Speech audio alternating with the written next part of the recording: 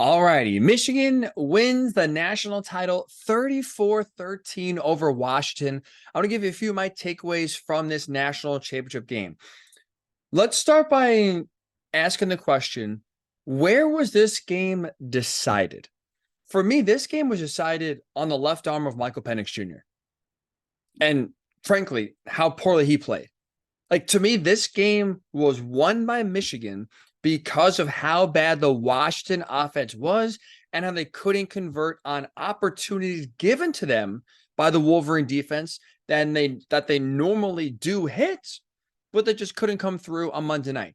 That, to me, is where this game was decided. It's not taking anything away from Michigan, but I think sometimes teams do win because other teams fail to capitalize and other teams fail to make plays. And that's exactly, to me, watching this game, what happened Monday night. The running attack for Michigan got hot early, was stopped and was blanketed for about two and a half quarters after that.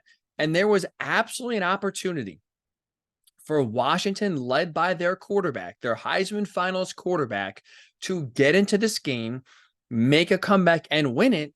And he flat out didn't do it. He played his worst game of his Washington career. Like, you look at this game, Michael Penix was just flat out bad.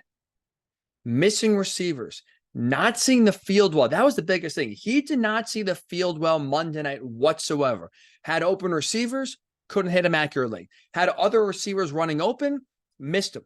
Looking on the other side of the field, not knowing where the right read was, not looking comfortable in the pocket, not delivering accurate passes we have seen him make time and time and time again, not being on the same page with his receivers, whether it's a check down, whether it's a certain route adjustment, whether it's knowing where he's going, having, similar communication. Whatever it was, it felt like anytime Washington's offense took one step forward, it was two steps back, either with a penalty or with a missed opportunity. And that's why, for me, I go back to this game being decided by Michael Penix Jr. having the worst game of his Washington career, because defensively, Michigan gave them opportunities. It wasn't like Michigan's defense was locked down, was just putting the clamps on the receivers. Like, that's one thing. Right? If the receivers were not getting open, Penix was getting hit a ton. He wasn't, playing well and just throwing 3 or 4 interceptions. There were plenty of busted coverages of open receivers in this game that really, outside of one big chunk play, Washington missed every single opportunity, missed them all. And they were in the passing game. And Penix was flat out bad. Again, missing receivers, accuracy-wise, not throwing the ball in a catchable position to where his receivers could catch and run after, that could just even catch. I mean, there's a few nice knockaways by Michigan defensive backs that, if Penix was more accurate, shouldn't have happened, because the ball should have been away from the defender, but that didn't happen. We saw it almost on every throw, it felt like, against Texas in the semifinal last week. Now, fast forward to this week, it was a total opposite. There were a lot of missed opportunities. That fourth down early in the first half, where your best receiver, Rome Odunze, is running wide open, and they just are not on the same page. You want to blame Penix for the inaccurate throw. I saw some people blaming Rome for not going to the corner and kind of cutting off his route when he wasn't supposed to. We can discuss who's at fault there, but the point is, that is an open play on fourth down that would have given Washington, or put Washington, I should say, deep into Michigan territory, would have changed the momentum of the game. It was fourth down, big conversion, would have got the offense going, probably bare minimum would have led to points, and we could have had a different game. That conversion doesn't happen. Other receivers are running open that he's not hit. Inaccurate passes. Penix was bad. Flat out bad. And that's, to me, what decided this game. Like, don't get me wrong, Michigan's defensive line does deserve some credit, because they were getting some pressure on Penix, flushing him out, making him feel uncomfortable, moving what has been the best offensive line in college football this year, moving them around, at least keeping the line of scrimmage battle neutral, definitely not allowing the Huskies to win it. That's for damn sure. But Michigan's defensive line did do a good job, especially led by Mason Graham. Tremendous defensive lineman that was terrorizing at times the offensive line for the Huskies. But that to me, like watching that game, the first thing I look at and say where this game was decided was missed opportunities on offense by Penix. Bad throws, bad reads, not seeing the field. That was the difference. That to me was a difference. It's not a shot at Michigan or taking anything away or trying to undercut their championship. They won the national title. Nothing I say is going to take away from that. But I think in reality, you have to look at that game and say, first and foremost, Huskies had opportunities that they could not convert on. And if they hit, I mean, even half, I mean, there was 6 or 7 shot plays that were open that were there that if Penix is seeing the field better or throws a better ball to, they are game-changing plays. And out of those 6 or 7, they hit 1. That's it. You go 50%, we're talking about a different game. Maybe Michigan still wins. Maybe. Maybe they win by 7. Maybe they win by 3. Maybe they win in overtime. But that is a totally different ball game. If we're talking about Washington hitting bare minimum half those shot plays in that game that Michigan gave them. Michigan gave it to them. Huskies didn't take it. That to me is where this game was decided first and foremost. In large part too, because despite what was an awful first quarter of play, I thought Washington's defense, for the most part, overall played pretty well. They gave them bare minimum. They gave them a chance to win this game. Again, they were road graded the first quarter. Looking at the stats here, the first 17 minutes of the game, because the final one drive bled into a little bit into the second quarter. First 17 minutes of the game, Michigan on the ground ran for 180 rush yards on 10 carries, 18 yards per carry. But the last 3 quarters, so the last 43 minutes, it was just 98 yards total. So the Huskies defense, especially in the run game, did a good job of slowing down Blake Corum, of slowing down Donovan Edwards, and not allowing what was an unstoppable rushing attack in the first quarter to have that lead to what honestly was trending towards early on, felt like a Georgia TCU game 2.0. But like that Washington defense, I thought played well enough to give them a chance to win. And the Huskies offense couldn't come through. You allow 34 points, but if you look at it, 10 points were off of short fields from Penix interceptions. So you can't blame the Husky defense there. Like they played well enough to give them a chance to win. They did not win because the offense missed opportunity after opportunity, throw after throw that led them to scoring just 13 points and not winning the national title. To me, when you look at this game, it was decided on the left arm of Michael Penix Jr., not in a good way. Not in a good way whatsoever. Okay, so that to me is where this game was won. And again, it's not a slight at Michigan. I think it's just a cold, hard fact. They didn't play, like, overall, Michigan, I thought, played a sloppy game. Not one of their best, without a doubt. And that's a credit to them. They can not play their best and still win a championship. Pretty damn impressive. I would love to experience that one day with one of my teams, not playing a great game and still winning. But all that matters at the end of the day is that they won. But they did not make it easy on themselves. This was trending towards a blowout. You could argue it should have been a blowout. The final score, they won by 3 touchdowns. It looks like a blowout, although that was, that was a very close game until really about midway through the fourth quarter. But in large part, Michigan did not play crisp offensively outside of the first quarter. Defensively, really all game, yet still was able to win for me in large part because Michael Penix Jr. did not play very well. Now, to give Michigan a lot of credit here, because I think they do deserve it. And the first thing I want to tip my hat to and say, at least for me, that was the most impressive from this game, but it's really a season-long trend. That's their leadership. Like, I think they won this national title today, first and foremost, because of their leadership on the team. Like, this was a player-led team. You see in college football, especially because the players are cycling in and out 3 or 4 years and you're gone, that the culture setter, right, the team identity is built from the head coach. And especially with a big personality like Jim Harbaugh, you would expect Michigan to be a Jim Harbaugh-led team where everyone's following in his track and everyone's like, Jim is leading from the front and everyone's following suit. I would argue that was not the case this year whatsoever, in part because he wasn't there half the year with different suspensions, but also in part because this team led themselves.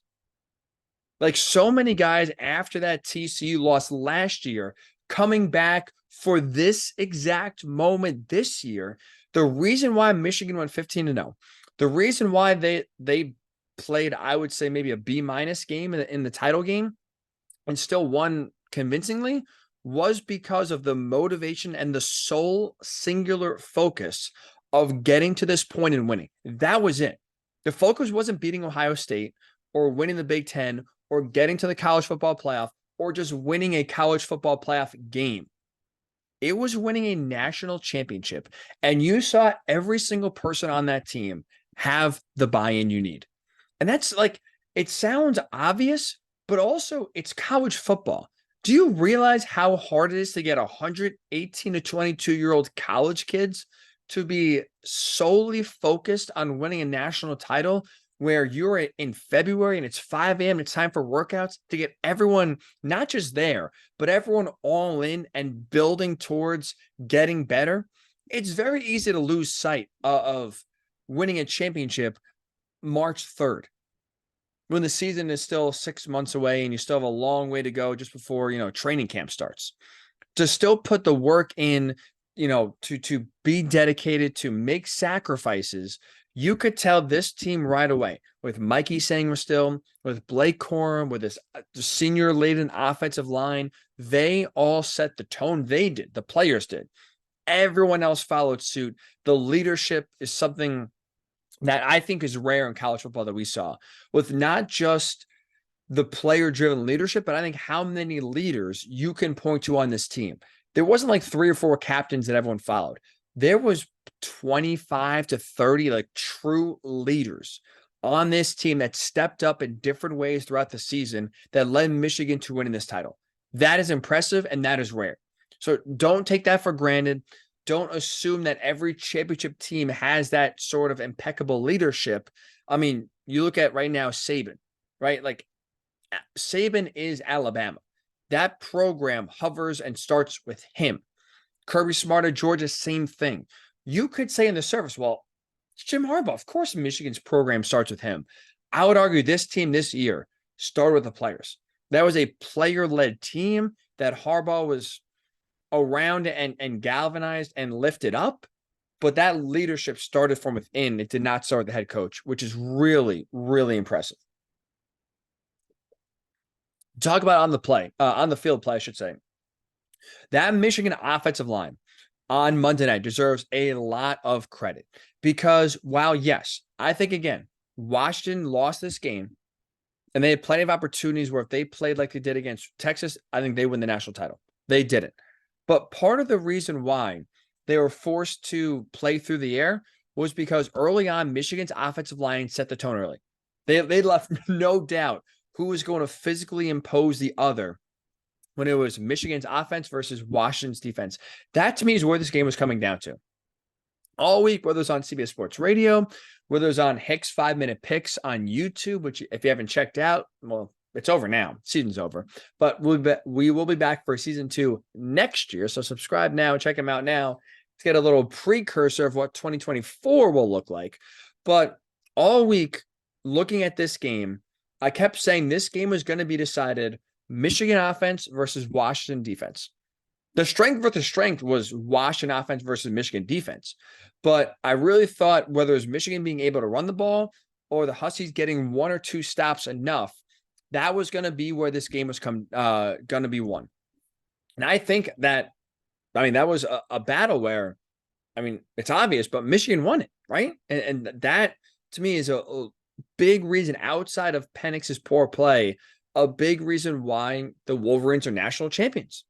And again, to repeat it before, you had 180 rushing yards in the first 17 minutes of this game. That's unheard of. That's unbelievable. That's more than most teams have in a full game you had in the first 17 minutes. But not only did that lead you to getting out to a 17-3 lead, that set the tone to where the rest of the game, for the most part, Michigan played the game in their style. Like this was, they say styles make fights. These two styles could not be more different going into this game. Washington is a physical team. And I don't think they get enough credit for that, but how they win is through the air, right? Penix, Odunze, Polk, McMillan, their receivers, their quarterback, they air it out. Top flight passing offense. Michigan is going to try to grind you down and basically bully you, out physical you, and run the ball down your throat for the most part. That's how they win. And those styles contrast, obviously, to where if Washington was a team that got out to a 17-3 lead, I think if you're Michigan, then all of a sudden you're not playing the game on the way you want it to be played. You're not playing the game on your style of play. You are now having to change your style to fit what Washington is, which is more of a passing team, to catch up. And so that's why I think the start was so important for the Wolverines, because they were able to dictate how the game was played for the majority of the game. They never let, for the most part, Washington take control of the game and force it to become more a game of quarterback duels, because you're winning that if you're the Huskies every time. Penix is way better than McCarthy. Washington trusts Penix way more than Michigan trusts J.J. McCarthy. That was a battle that, if that's what it turned into, you were winning it every single time. But when you get out to a 17-3 lead, I should say, excuse me, when you run the ball for 180 yards in the first 17 minutes of the game, you tell the world, we are playing this game on our terms. Never got it to a track meet, never got it to a throw for throw competition quarterback wise. It was ground and pound. And then you force Washington to play catch up all game long. Michigan O-line, can't say enough good things about him. Led to a record, by the way, 303 rushing yards for the game. That is not only a college football playoff title game record for most rushing yards in the championship game, that's also a BCS, if we go back even further, a BCS championship game record as well. So Michigan does what they do best, which is run the football, run it down the Huskies' throat. And more important than just the rushing yards, they were able to dictate the terms of the game and made sure they never were uncomfortable. Penix was uncomfortable. Washington's offense was playing catch-up. And the defense always had the run game in the back of their mind to worry about, so they were never fully in control of the game, even though they did get a lot of stops on the Wolverines in the second and third quarter, especially. They never truly felt like they were in control or dominating that side of the football. And a big reason for it is Michigan's offensive line never allowed them to take over. Huge, huge credit to the big boys up front. The play of the game, I told you before, I think for me, what this game was decided by was Penix's bad play. If you just say one play of the game. Sorry, my throat is super dry today. I don't know why. I mean, it wasn't. Jeez, end of college football season. That's what it is. It's already sad and drying up. That this is the last college football pod we're going to, at least post-game pod, that we're going to record here. But if you say, where was the national title game won? Like if you could boil it down to one play, where was the game won?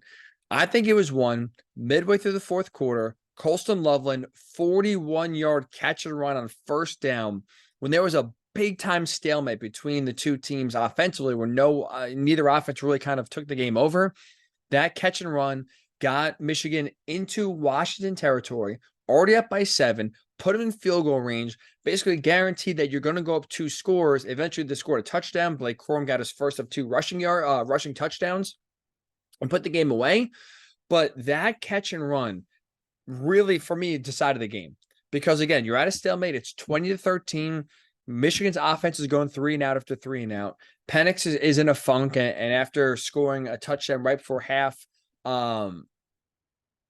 half, and then outside of a field goal, not really getting anything going offensively, this was a back and forth punt fest defensive struggle that it felt like one offensive play was going to change the game. One play, whichever offense was able to make it, that was going to decide the game, and Loveland made it. It wasn't a great throw by McCarthy. In traffic, goes up, grabs it, tight catch, and then runs another 20 yards deep into Washington territory. That was the game right there. Colston Loveland deserves a lot of credit. I think, to me, he made the game-changing play. And that play right there sealed the win for the Wolverines and got them their first national title since 1997. Congratulations to them. Very impressive season, capped off with a national title. If we look at the head coach, and we transition from on the field to off the field, I think this was Jim Harbaugh's last game as Michigan head coach. I think he's going to the NFL. And I think winning a national title now makes it even easier for him to go to the NFL compared to if they lost. But I think either way, win or lose, this was going to be Monday night Jim's last game on the Wolverine sideline. He is an NFL coach at heart. He is someone who I think he went to Michigan in part to kind of maybe rebuild an image or take some time off before going back to the NFL. But I think he always went to Michigan with the thought of, I'll be back in the NFL. The only question is when. And now you look at the landscape of the league coming off of this season for Michigan. Not only does Jim want to be in the NFL, I mean, if he doesn't go this year, I don't think he's ever going back. Like, I don't think he's ever going to get a job again if he does not go this offseason. It's not just striking while the iron is hot, winning a national title, going 15-0, and having a good amount of jobs open. It's like, also, if you're not going to get hired at this point, if teams don't feel comfortable hiring you now after a national championship winning season, when you've had 3 years of sustained success, like, what else? You can't do anything else than to get hired. And so you look at next year. Next year does not look. Next year is bleak for Michigan. A lot of graduation. I anticipate some sort of sanctions coming down on the program as well. Safe to say you're not going to go 15-0 next year. And so if Jim Harbaugh, let's just say, goes 8-4, is he getting hired? Like, if he can't get hired at 15-0 this year, what makes you think he's going to get hired at coming off an 8-4 season next year? And there's going to be plenty of, we're recording this Monday night after the national title game. So you have Arthur Smith fired. You have Ron Rivera fired on top of the 3 coaches fired in season, Frank Reich, Josh McDaniels, and Brandon Staley. So you have 5 jobs open right now. I anticipate a few more to open up as well as the week progresses. I would say right now about 8 or 9 jobs should be open when it's all said and done, which, if you look at it, again, 8 or 9 jobs, all it takes is one. And I think Harbaugh is desperate enough where I don't think he's going to be that picky. Like, this is a guy where he wasn't in the NFL in either 2021 or 2022 because the NFL said no to him. Remember, he interviewed with the Vikings on National Signing Day going into the 2022 season. Minnesota said no. They went with Kevin O'Connell. Last year, they had like an informal, however you want to decorate it, conversation, nothing serious, with the Panthers that went nowhere. Had an interview with the Broncos that clearly ended up they hired Sean Payton. But it's not like Harbaugh, to any 3 of those jobs that he interviewed for, or at least had a conversation with, he didn't say no to them. They said no to him. So he's a guy, I think, that is desperate to go back, that all he needs is one yes to go. 9 jobs, let's just say, open up roughly. I feel pretty good about 1 out of 9 teams saying yes to Jim Harbaugh, bringing him in and making him their next head coach for 2024. So I think Harbaugh is gone. I think he has coached his last game at Michigan. And I am not a Michigan fan, but that sucks. That sucks for college football. Jim is perfect for college football because he has a personality that fits the sport like a perfect, like the finishing puzzle piece, where he's quirky. Let's call it for what it is. He's a weirdo. But I don't think it's an insult to say. I think it's just true. The guy is weird, but he wins. He's quirky. He's comfortable in his own skin, and he says what's on his mind. That's what college football should be about. Like, college football overall as a sport, it's fun. It's quirky. It's wild. It makes no sense half the time. That's Jim Harbaugh. He fits the sport perfectly. And with coaches being the faces of the league, just like quarterbacks are the faces of the NFL, college head coaches are the face of the sport. He is one of the best faces of the sport. He's funny. He throws barbs. The guy drinks milk with a steak and has no problem, admitting it, which is a whole other conversation. Maybe we'll do that on an off-season pod or two. But this is a guy that is comfortable in his own skin and is personality-wise, I think, what more coaches need to be. We're seeing with Deion Sanders, and now more coaches maybe being not as robotic and maybe feeling more free to say what's on their mind. He's nice to Eli Drinkwitz kind of really this year with Mizzou's success, really kind of come out of his shell and really kind of be a nice personality. But Harbaugh is, especially at a blue blood program like Michigan, he is great for college football, great for attention. He's polarizing, which is probably the first thing I should have said about him. But that is one of his biggest traits. But he brings attention to the sport just by his own being.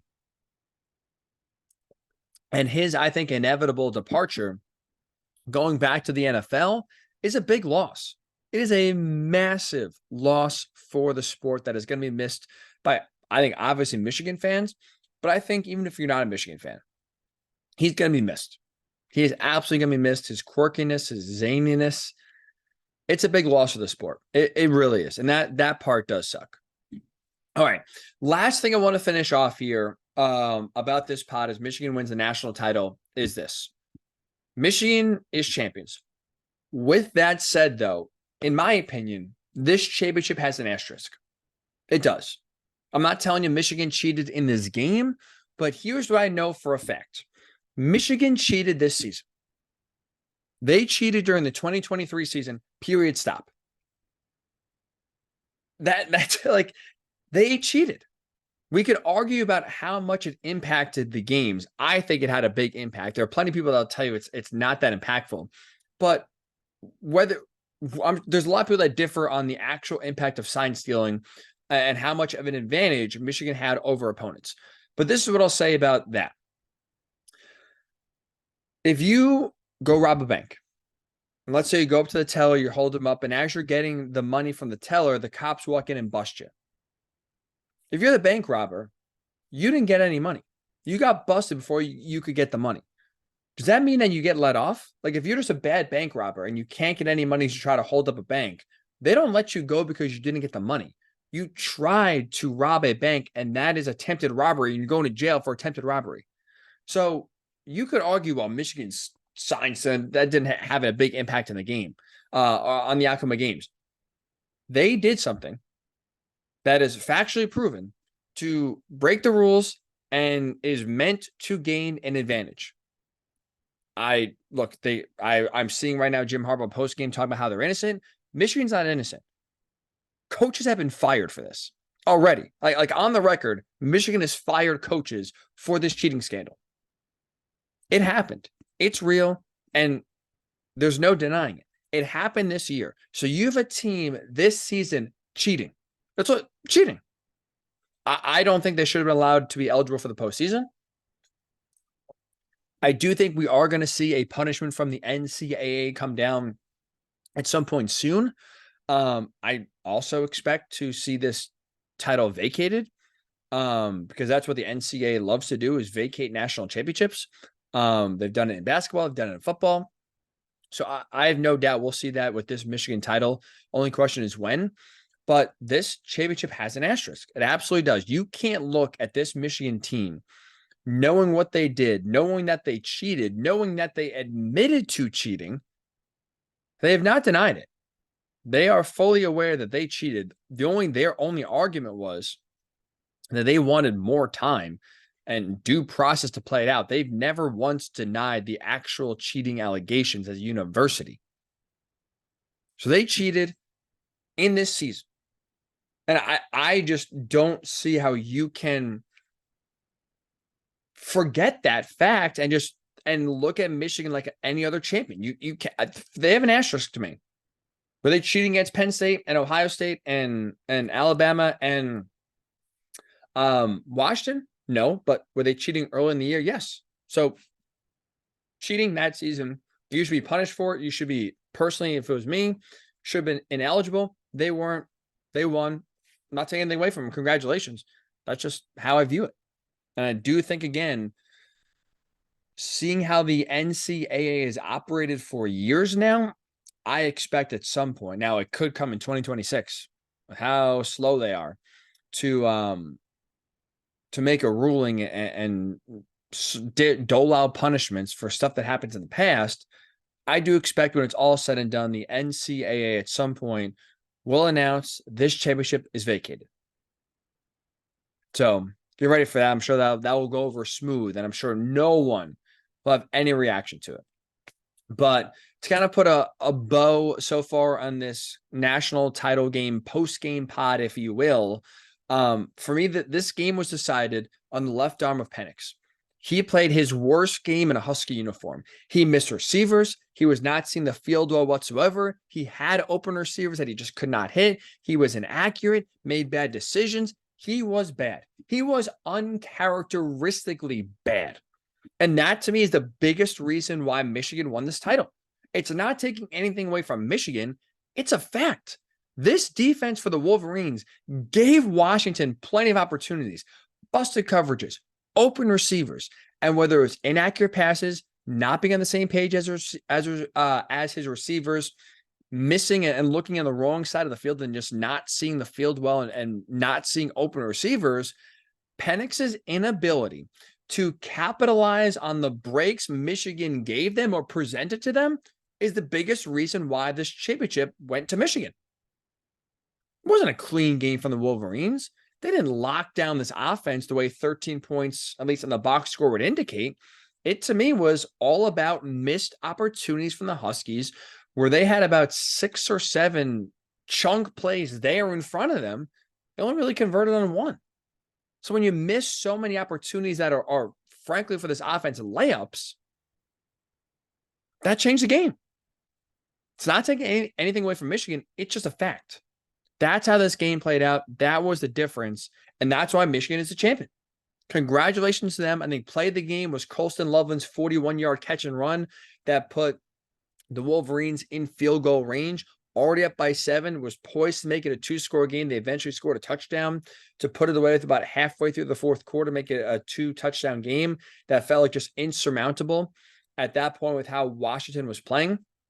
That, to me, though, that play right there won the national title. If you want to boil it down to one play, Colston Loveland, 41-yard catch and run, credit to him. That, to me, is what decided this game. And Jim Harbaugh, I do think we have seen the last of Jim Harbaugh on a Michigan sideline. He is definitely going to the NFL. The only question at this point is to who. That's it. That's the only question left. So hopefully you liked what you heard. If this is the first time checking it out, hey, appreciate you. Welcome. Make sure you subscribe to the channel. Also, if you want to listen to more content, well, number one, doing that is subscribing to YouTube. Second way you could do that is subscribing to the Hick at Nite podcast. Nite spelled N-I-T-E. All breakdowns, all content from my show on CBS Sports Radio, all uploaded to that podcast page. So look, my mug is a good look at. So if you don't want to be looking at me anymore and you want to listen, can't blame you. Way to listen, Hick at Nite podcast. Again, Nite spelled N-I-T-E. Available wherever you do get your pods. Appreciate you tuning in. We'll be back. We still got a lot of content coming your way. NFL playoffs, NBA, way more college football content coming your way as well throughout the offseason. So it ain't stopping anytime soon. That's why subscribe on YouTube, subscribe to the podcast page. A lot of content coming your way. Have a great rest of your week. We'll talk to you soon.